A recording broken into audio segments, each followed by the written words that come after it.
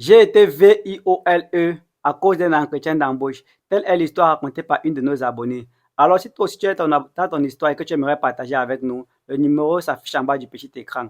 Ensemble, écoutons l'histoire de notre abonné. Salut Maxime, peu importe l'heure à laquelle tu vas tomber sur mon message. J'ai vu ton contenu sur Facebook et je t'assure que ça m'a vraiment intéressé. De là, j'ai pu avoir le courage de te raconter ce qui m'est arrivé. Bon, nous tous nous savons que quand nous quittons une autre ville pour, pour une autre, c'est pour se chercher, pour se battre. En réalité, j'ai eu une opportunité d'emploi via un groupe Facebook dont je préfère taire le nom. Et j'ai pris le contact du monsieur. Lui et moi, on a commencé à causer. Il m'a fait comprendre que je viens, qu'il est RH. Ok. On a pris rendez-vous pour le lendemain. Je lui ai demandé que bon, je lui apporte quoi comme document. Il m'a dit ce que je devais apporter. J'ai dit d'accord. Le lendemain, je me prépare. Il était question que les gens se prennent à Bessengue, feu rouge, feu rouge. Moi, j'étais nouvelle dans la ville. Je ne connaissais pas encore toi là. Je venais à peine d'arriver. Et il fallait que je trouve rapidement quelque chose de quoi travailler pour pouvoir joindre les deux bouts.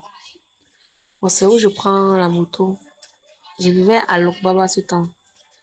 Je prends la moto pour Bessengue. J'arrive. J'appelle le monsieur. Il me dit qu'il s'est déplacé. Il est maintenant à Bonabéry, Mabanda. Que j'emprunte une moto. On me laisse là-bas. Je dis que le monsieur attendait un peu. On devait se prendre ici. Maintenant, j'arrive. Vous écoutez à Bissengé. Vous voulez que je prenne ça, je gère ça comment? Et mon transport était net sur moi. Il me dit, t'inquiète pas, prends, je vais te gérer au transport. Moi, je ne me doutais de rien. Je me disais que bon, c'est une offre. Déjà qu'il m'avait relaté un peu à quoi consiste le travail. Je prends la moto pour Bonabéry. On arrive à Bonabéry, je vois le monsieur. Il avait un sac d'eau, il était un peu tout noir. Je dis, monsieur, on va alors au bureau ou bien ça va se passer comment? Et déjà, je fais quoi ici? Pourtant, on devait se voir en ville, dans un grand bureau administratif. Mais je dis non, on part chez lui, il dépose son sac avant qu'on remonte. Je dis non, moi je ne peux pas partir avec vous dans le quartier et en plus je ne connais pas ici. Ça ne se passe pas comme ça. Il a expliqué que non, il m'a rassuré qu'il n'y a pas de problème. Bon, moi étant naïf, je me mets à le suivre, à le suivre. Maintenant, en marchant, il prend les pistes. C'était à Mabanda là-bas. Il prend les pistes, on entre ici, on entre là-bas, pour me faire, pour que j'oublie le chemin du retour. C'est donc là, on marche. Je dis, mais monsieur, depuis qu'on marche là, vous voulez que je voulais me perdre doucement ici. Il dit que non, on part, il laisse le sac. On remonte. C'est juste ici. Il dit que bon, comme c'est ici là à côté, allez alors laisser le sac, vous pouvez me trouver ici. Il me dit que non, on part ensemble. Là, on aura plus de temps de poser business. Parce que là-bas au bureau, on ne cause pas trop. Là-bas, c'est bref. J'ai dit d'accord. On marche. On arrive maintenant où il fallait garder le sac. Je vois un petit bâtiment de peut-être 3 chambres. Donc, c'était d'abord isolé, il n'y avait pas les voisins, c'était isolé. J'ai ensemble, cette team là-bas, personne ne sera au courant. J'ai entré, vous déposez le sac, moi je suis dehors, je l'attends. Il me dit non, entre. Il insiste. J'entre, je m'assois sur, je ne m'assois même pas. Parce que c'était une chambrette en carabote. Puis il me dit, assieds-toi, on cause. Je m'assois, je vois comment il verrouille la porte. Je me lève maintenant. Je dis que vous verrouillez la porte. Pourquoi? Ouvrez la porte, je sors. Pour le travail même, je ne veux plus. Vous pouvez laisser donner à quelqu'un. Moi, je ne suis plus intéressée pour le travail. Ça vous me dit que je venais faire quoi ici? Pourtant, vous n'êtes pas intéressé pour le travail. Commence à me parler, à me gronder, à parler. Puis il me dit qu'il a fait ça dès le début. C'était un coup monté. Que quand il va arriver à Bessengue, il voulait m'attirer une fois à Bonabéry. Vous voyez, non. Maintenant, donc, il sort, il avait les lampes sur lui. Les lampes. Il sort la lampe, il sort le couteau. Il me dit que si je tente de parler, il va me tuer. Il sort ça comme ça. Je voulais même crier. Il n'a pas voulu comprendre. Donc, il m'a menacé que si je crie seulement ici, il va me tuer.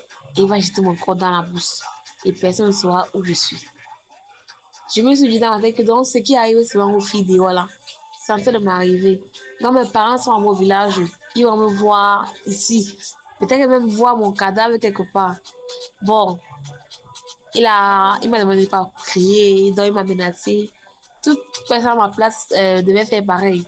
Il me suis tué. En fait, il a abusé de moi. Bon, c'était pour sauver ma peau, ouais. C'était pour sauver ma peau. Maintenant, donc, quand il a fini, quand je suis sortie de là, pour rentrer maintenant, comme je ne connaissais plus la route, parce que il y avait trop de pistes, il entre, il sort ici, pour que je ne maîtrise pas la route. Il m'a plutôt conduit vers une autre route qui mène au Goudron, dans un autre endroit. J'ai pris cette route-là et je suis rentrée. Dès que je suis rentrée, il m'avait déjà bloqué de partout. Donc, je tenais à dire que, pardon, tu publies ça pour sensibiliser aussi les autres personnes, surtout pour les filles. Les filles sont très exposées ici, là, quand elles cherchent le travail. Donc, je veux que tu sensibilises tes abonnés avec. Voilà, nous venons d'écouter l'histoire de notre abonné. Alors, on peut dire ici, après avoir écouté cette histoire, qu'il faut être prudent par rapport aux offres d'emploi que vous voyez soit en route ou bien sur les réseaux sociaux. Parce que toute offre d'emploi n'est pas vraiment ce que vous pensez. Parfois, il y a cette personne-là, ce genre de personnes qui vous kidnappent même et demandent une rançon à vos parents. Ça se fait au Nigeria. Vous savez, il y a des gens ici, quand on te dit au Nigeria que viens au Nigeria, il y a le travail pour toi. Tu arrives au Nigeria, ça devient le kidnapping. Donc, soyez très, très prudent pour les offres d'emploi. Et surtout, ne vous laissez pas malmener par ces gens-là. On peut te donner rendez-vous à Bessenger, comme elle par exemple. On donne rendez-vous à Bessenger. Arrivé sur les lieux, le propriétaire demande de venir à Mabanda et elle va. Non. Il a dit les bureaux se trouvent à Bessenger. Tu arrives là-bas, il te demande de venir, elle ne part plus. Ne bouge pas. Tu arrives là-bas, tu sens que ça devient bizarre. Comme elle, vous voyez, Marie, elle arrive à Mabanda, il demande d'entrer dans le quartier. Toute naïve, elle a accepté. Elle pouvait dire, va et t'attends ici en route. Mais toute naïve, vous voyez, vous avez vous-même écouté l'histoire. Elle a accepté et ce qui est arrivé. On ne souhaite pas. Ça nous fait vraiment, ça m'a vraiment fait mal quand j'ai écouté cette histoire. Donnez votre avis en commentaire et on se prend pour le prochain numéro. N'oubliez pas, si toi aussi tu as ton histoire que tu aimerais partager, le numéro se passe juste là. Merci, à la prochaine.